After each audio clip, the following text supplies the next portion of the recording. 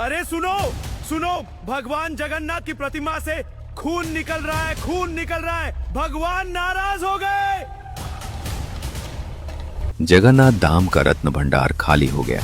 मंदिर की दीवारों में दीमक लग गई, अनाज सड़ गया, कपड़े फट गए, मंदिर का वैभव चला गया। आखिर क्यों नाराज हो गई थी देवी लक्ष्मी? पुरी में रहती थी श्रेया, धन से गरीब पर संकल्प की धनी। देवी लक्ष्मी की उपासक, जगन्नाथ जी के भरोसे जीवन यापन करती थी। पंडित जी, मुझे बस अष्टलक्ष्मी व्रत की विधि बता दीजिए। दूर हो जा यहाँ से, तुझ जैसी नीच जाति की औरत और माँ लक्ष्मी का व्रत। इस तरह श्रेया जहां भी व्रत विधि पूछती, लोग उसे दुत्कार देते। कोई नहीं सुनता था, कोई नहीं बताता था, पर श्रेया रुकी नहीं, भटकती रही माँ के लिए। जहां भी व्रत विधि पूछती, लोग दुत्कार देते। भूख प्यास की मारी श्रेया भटकते भटकते चक्कर खाकर गिर पड़ी और उसके सिर से खून निकल आया।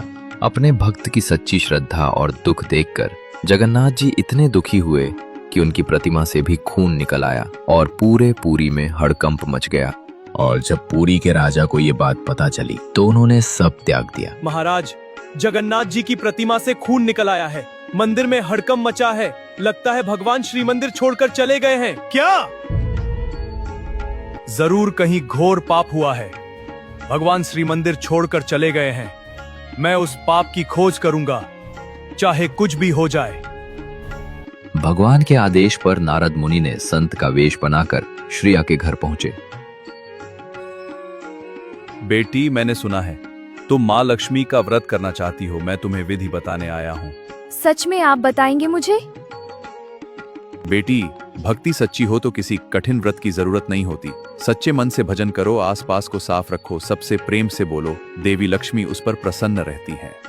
श्रेया ने ऐसा ही किया। दिन भर व्रत रखा, शाम को खीर बनाई, माँ को भोग लगाया और आरती की।